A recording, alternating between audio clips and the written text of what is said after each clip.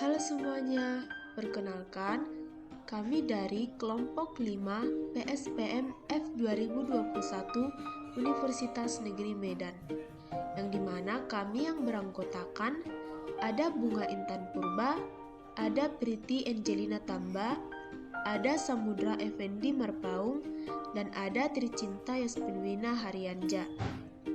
Nah, di video kali ini kami akan membahas tentang perkembangan bahasa individu untuk memenuhi tugas mata kuliah perkembangan peserta didik. Nah, topik-topik bahasa yang akan kami bahas di video kali ini, yang pertama pengertian perkembangan bahasa, yang kedua teori-teori perkembangan bahasa, yang ketiga fungsi bahasa, yang keempat aspek-aspek perkembangan bahasa individu, yang kelima tahapan-tahapan perkembangan bahasa individu, dan yang keenam faktor pendukung dan penghambat perkembangan bahasa. Pengertian bahasa. Nah, ada beberapa ahli yang mendefinisikan bahasa. Yang pertama menurut Harlock, yang ketiga menurut Santrok, yang keempat menurut Susanto, yang kelima menurut Edward Sapir. Yang pertama menurut Harlock mendefinisikan bahasa merupakan setiap sarana komunikasi dengan mengubah pikiran dan perasaan ke dalam bentuk simbol-simbol sehingga maknanya dapat diberikan kepada orang lain. Dan menurut Santrok mendefinisikan bahasa sebagai bentuk dari upaya komunikasi yang dapat diucapkan, ditulis, atau dilambangkan berdasarkan sistem simbol. Bahasa meliputi kata-kata beserta aturan-aturannya yang digunakan masyarakat sebagai upaya menyusun bermacam-macam variasi dan mengkombinasikannya. Dan menurut Susanto, mendefinisikan bahasa ialah alat untuk berpikir, berekspresi, dan berkomunikasi dalam upaya membentukkan konsep, informasi, dan pemecahan masalah. Bahasa menjadi salah satu penunjang utama. Melalui bahasa, juga kita dapat memahami komunikasi pikiran dan perasaan. Dan menurut Edward Sapir, mendefinisikan bahasa adalah cara khas manusia yang bukan bersifat naluriah dalam mengkomunikasikan gagasan dan kemauan dengan menggunakan simbol-simbol yang dihasilkan secara sengaja. Bahasa yang anak miliki adalah bahasa yang telah dimiliki dari hasil pengolahan dan telah berkembang. Nah, dari beberapa definisi para ahli tadi, maka dapat disimpulkan bahasa adalah sarana komunikasi yang diucapkan, ditulis, atau dilambangkan untuk menyampaikan gagasan dan kemauan seseorang berdasarkan sistem simbol telah dimiliki sebagai hasil pengolahan dan telah berkembang. Jadi, perkembangan bahasa adalah proses berkembangnya kemampuan seseorang dalam bahasa untuk memahami dan mengucapkan kata. Teori-teori perkembangan bahasa. Yang pertama, teori behavioristik. Teori behavioristik mendefinisikan bahwa pembelajaran perkembangan bahasa dipengaruhi oleh perilaku yang dibentuk oleh lingkungan sekitarnya. Nah, teori behavioris oleh Skinner ini mendefinisikan bahwa pembelajaran dipengaruhi oleh perilaku yang dibentuk oleh lingkungan eksternalnya. Artinya, pengetahuan merupakan hasil dari interaksi dengan lingkungannya melalui pengondisian stimulus yang menimbulkan respon. Yang kedua, teori kognitif. Perkembangan kognitif anak berhubungan erat dengan perkembangan bahasa.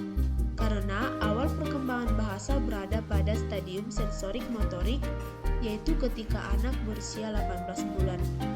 Anak di sini sudah memiliki pemahaman tentang objek-objek tertentu. Walaupun anak belum dapat berbicara, ia sudah dapat memanipulasi objek-objek tertentu. Yang ketiga, teori pragmatik.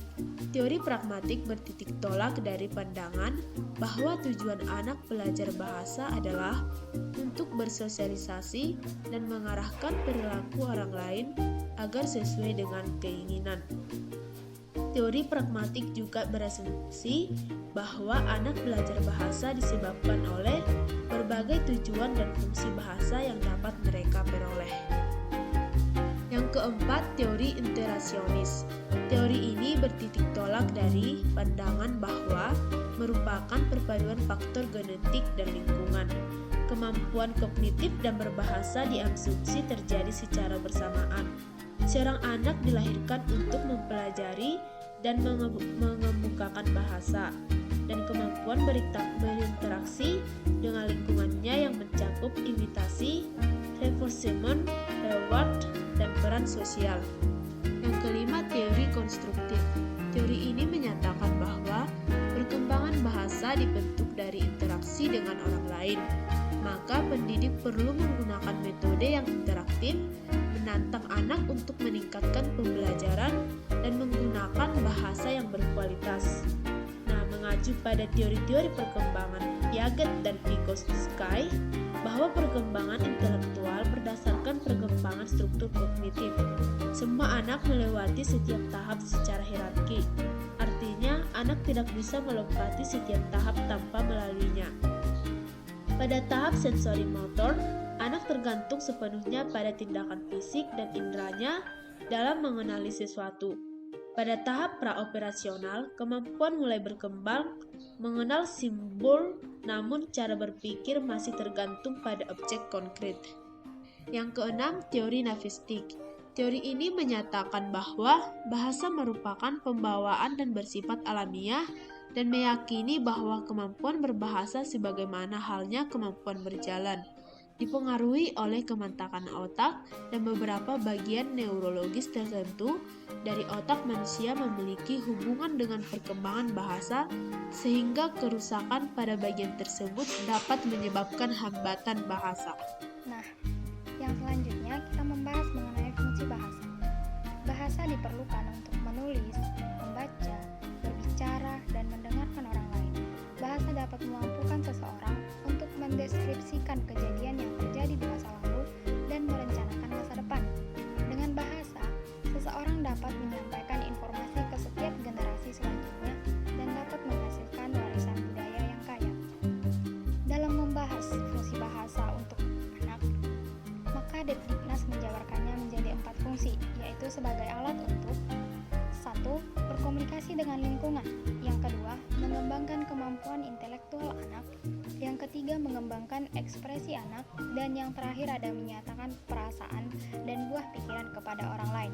Nah, dapat kita simpulkan bahwa bahasa berfungsi menjadi alat berkomunikasi, berbicara, mendengarkan, membaca, dan menulis, mengembangkan kemampuan intelektual, mengembangkan ekspresi anak, serta mengungkapkan buah pikiran individu dan perasaannya kepada orang lain. Nah, yang kemudian selanjutnya ada mengenai aspek-aspek perkembangan bahasa individu. Yang pertama ada kosakata. Kosakata individu berkembang dengan cepat seiring dengan perkembangan dan pengalaman anak ketika berinteraksi dengan lingkungannya. Anak-anak mempelajari beberapa kata melalui pengajaran kosakata langsung di sekolah. Namun mereka memiliki kemungkinan mempelajari lebih banyak lagi dengan menyimpulkan makna dari sebuah konteks tempat mereka mendengar atau membaca kata-kata tersebut, sehingga dapat disimpulkan bahwa perkembangan bahasa individu kosakata seorang anak dapat berkembang dan ia pelajari melalui pengalaman berinteraksi dengan lingkungannya. Nah, yang kemudian ada sintaksis. Sintaksis atau tata bahasa. Aturan-aturan sintaksis memungkinkan seseorang untuk menempatkan kata-kata yang juga menjadi berbagai kalimat dengan tata bahasa yang tepat. Meskipun seseorang belum belajar mengenai tata bahasa, dengan melalui pengalamannya dalam mendengarkan dan melihat contoh-contoh berbahasa di lingkungannya, maka anak dapat mengungkapkan bahasa lisan dengan susunan kalimat yang baik. Misalnya, Rani memberi makan kucing, bukan kucing Rani makan memberi. Nah, dalam hal ini dapat disimpulkan bahwa aturan sintaksis yang dimiliki seorang dapat memungkinkan seseorang menyusun kalimat dengan tata bahasa yang tepat yang dipelajari berdasarkan pengalamannya. Nah, kemudian itu ada yang ketiga, semantik. Pengetahuan individu mengenai makna-makna kata disebut semantik, yang sifatnya tidak mutlak. Terkadang, pemahaman anak sifatnya masih samar dan belum akurat. Selain itu, semantik juga dapat dijelaskan sebagai penggunaan kata sesuai dengan tujuannya. Anak pada usia TK, ketika mereka mengekspresikan pendapat, ketika mereka mengekspresikan keinginan dan penolakannya, maka kata-kata dan kalimat telah dapat mereka gunakan dengan tepat. Misal, tidak mau. Untuk menyatakan penolakan itu, dapat disimpulkan bahwa semantik merupakan pemahaman seseorang terhadap makna-makna kata berdasarkan penjelasan tersebut. Baik, selanjutnya mengenai tahapan-tahapan perkembangan bahasa individu. Yang pertama, tahap pralinguistik atau meraban pada usia 0,3 sampai 1 tahun. Pada tahap ini, anak mengeluarkan bunyi ujaran dalam bentuk ocehan yang mempunyai tingkat komunikatif. Pada umur ini, anak mengeluarkan ujaran sebagai reaksi terhadap orang lain yang ada di sekitarnya sebagai upaya mencari kotak verbal. Yang kedua adalah tahap holoprastik atau kalimat satu kata 1 sampai 1,8 tahun. Pada usia sekitar 1 tahun, anak mulai mengucapkan kata-kata. Satu kata yang diucapkan oleh anak-anak ini harus dipandang sebagai satu kalimat penuh, mencakup aspek intelektual maupun emosional.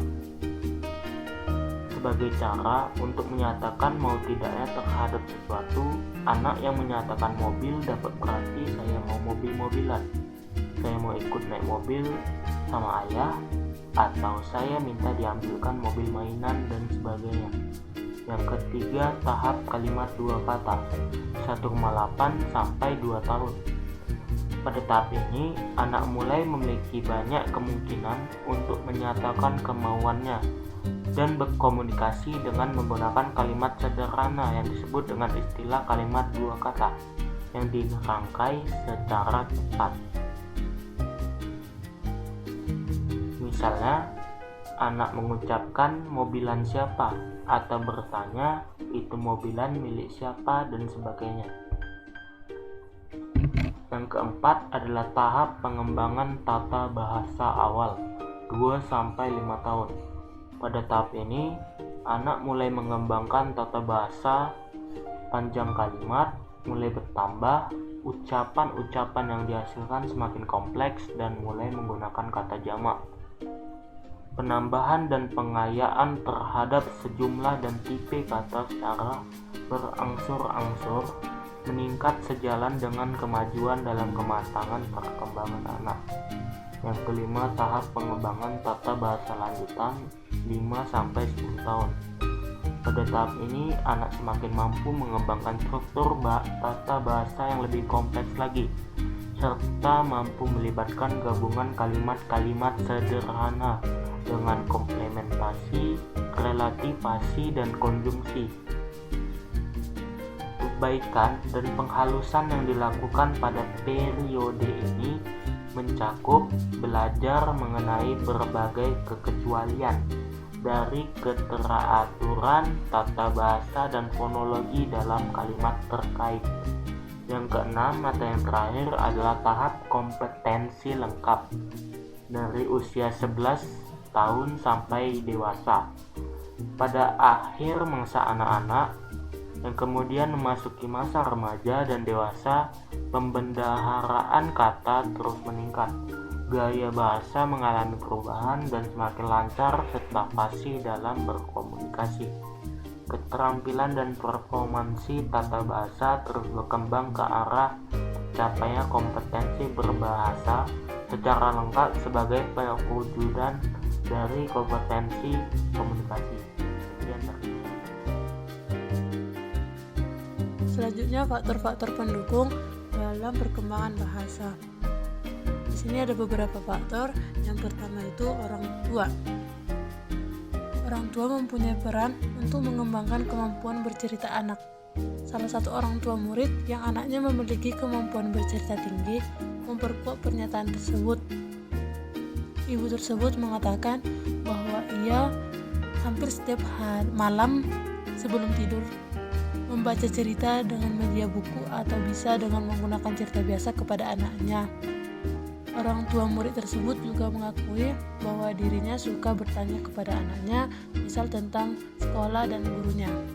Tidak hanya itu, orang tua murid lain yang anaknya memiliki kemampuan bercerita tinggi juga menyatakan bahwa orang tua aktif untuk bertanya ke anak, misal tentang kegiatan anak di sekolah. Dan hal ini dapat terlihat peran penting orang tua ternyata sangat besar dalam perkembangan anak, khususnya bahasa. Selain itu, guru juga memiliki peran penting dalam hal tersebut. Di sini, guru berperan sebagai motivator dan fasilitator bagi anak-anak. Menurut seorang guru, salah satu cara yang dilakukan sebagai guru agar anak-anak mau dan mampu bercerita adalah dengan memberikan motivasi dan semangat agar mereka berani tampil. Terlihat bahwa guru selalu komunikatif di saat anak mulai bercerita. Guru memberikan semangat dan memberi respon yang baik dengan bertanya kembali maupun dengan tanggapan, terutama ketika anak-anak yang tidak lancar bercerita berhenti bercerita.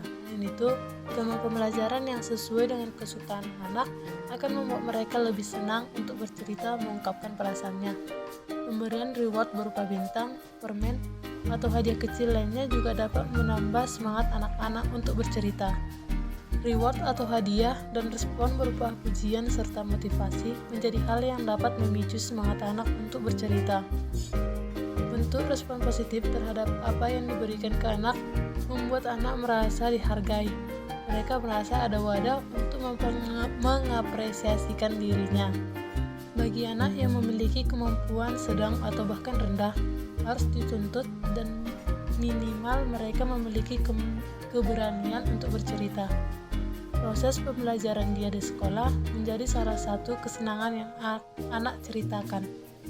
Beberapa macam program kegiatan sekolah dilakukan, misal pada salah satu hari yang rutin untuk diadakan program-program khusus yang menambah antusias anak, seperti audiovisual, cooking class, sains, dan storytelling. Setelah kegiatan tersebut dilakukan, kegiatan di mana anak diminta untuk menceritakan ulang. Kepala sekolah memberikan pernyataan bahwa membuat kegiatan tidak hanya dari kuantitasnya, namun bagaimana membuat kegiatan bermakna sehingga bisa membekas di benak dan pikiran anak. Tidak hanya itu, media juga menjadi sarana pendukung anak suka bercerita. Terlihat dari anak yang dengan intens diberi tontonan misal cerita Nabi, bahkan sampai anak itu hafal urutan ceritanya. Kebiasaan di lingkungan rumah, seperti misalkan salah seorang anak memiliki kakek yang sering bermain wayang, di mana anak bermain di sekitarnya. Sehingga hal ini membuat anak menjadi suka bermain wayang sambil bercerita.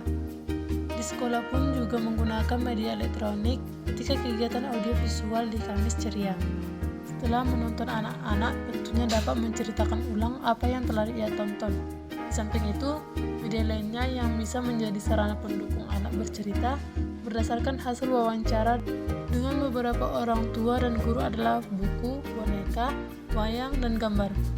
Jadi dalam hal kemampuan anak bercerita, media menjadi salah satu faktor pendukung kemampuan anak bercerita. Adapun lingkungan dapat memberikan kosakata baru untuk anak, melihat dengan siapa dia sering bermain, baik teman, saudara, sekolah, dan lingkungan sosial lainnya.